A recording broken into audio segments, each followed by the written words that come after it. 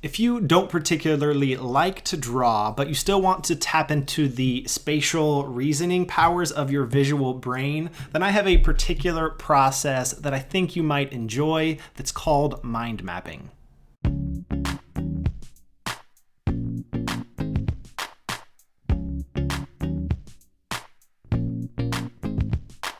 Let's start by describing what exactly a mind map is. Like the name suggests, you use this process to map out ideas in a non-linear way. You typically start with a central topic in the middle of the page. This could be a word, it could be a question. It's the big idea at the center of whatever it is you're trying to wrap your head around or capture. And no matter that topic, there are likely particular themes that are related to it. So that's the next layer of a mind map, the main themes that are relevant to this particular topic. And using just a simple line to connect that topic to each individual theme, it makes it easier to see how the ideas that you are capturing on the page are connected. And you can continue going with this process as many levels as you like. For example, if there are some details related to some of these main themes that you would like to get down, you can add those to the page as well. So what you see now is a relatively abstract example of a mind map. Let's transition now to another mind map specifically that maps out the benefits of this particular style of capturing ideas. The first thing that's great about mind mapping is that it aligns with how your brain already works. This process of connecting ideas in this way is not too dissimilar from the way your brain works, the way that neurons connect with each other to make this massive network that is your brain. And when compared to other forms of visual note-taking, this is a very easy to understand process. That's because there are only a few variables to consider. In this case here, I am only using text and layout. I am not drawing at all. I'm using a little bit of color, but not much. I'm basically just using words and containers and then connecting these ideas using lines. This simplified form of visual note-taking, for me at least, results in a lot less pressure when I go to take notes of a talk, or something I'm reading, or even just brainstorming my own ideas. Another benefit of this process is that it allows you to fill the page organically. I'm not all that concerned about specifically where on the page any individual idea sits. I simply find an open space, get the idea down, and use a line that connects it to the other relevant ideas. And this particular structure allows you to focus on the relationships and the hierarchy between the ideas that you're capturing. Finally, this is also a very flexible process. Even though I am primarily focusing on text and layout of ideas, if you like to draw, you can feel free to add imagery to any particular node of this mind map that you're creating. You're also free to add color, either via this simplified 3-color scheme that you see me using here, or something a bit more complex.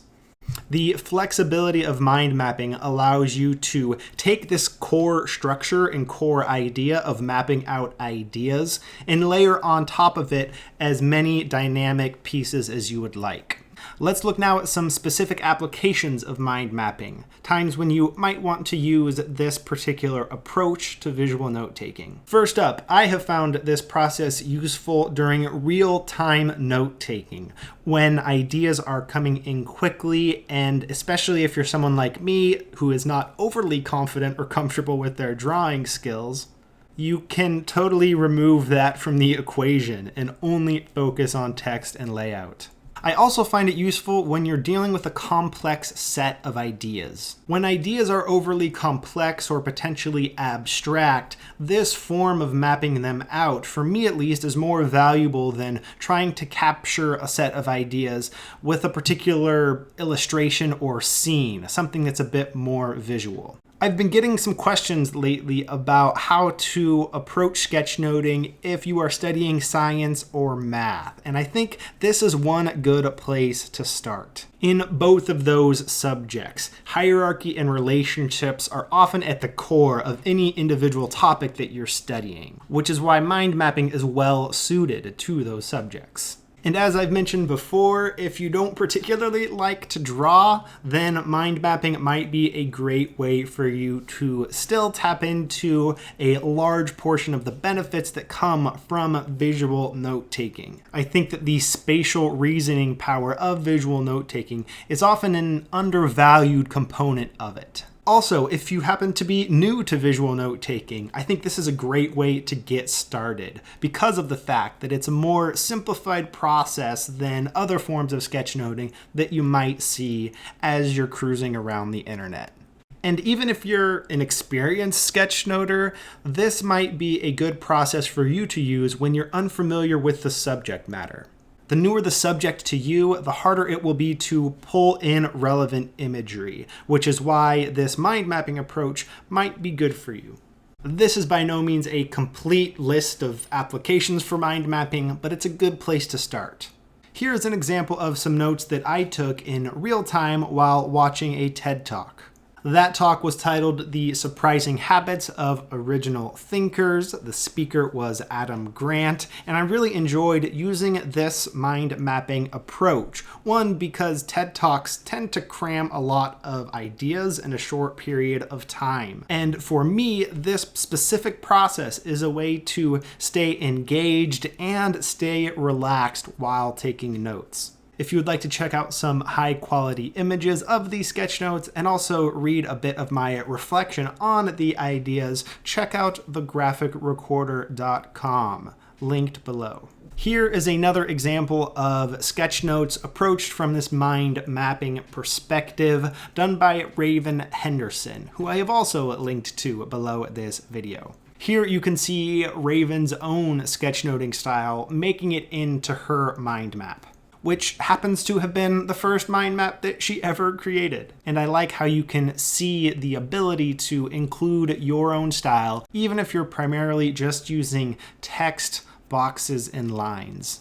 So now that you know what mind mapping is, why it might be a useful approach for your visual note-taking, and specific applications, I encourage you to give this unique style, this particular process for sketchnoting, I encourage you to give it a try yourself to see if it's a right fit for your personality, your style, and the specific goals that you have related to your sketchnoting. So do give it a try, let me know how it goes, and I'll see you next time. One more thing, that entire video that you just watched was shot on an iPhone and edited in iMovie on a laptop. If you would like to learn how to make sketchnote videos with just those two tools, then check out my latest course, How to Make Sketchnote Videos. I just finished that module, and there's lots of other tool combinations and resources there for those interested in making this style of video. Check it out, link below this video. Thanks again, till next time.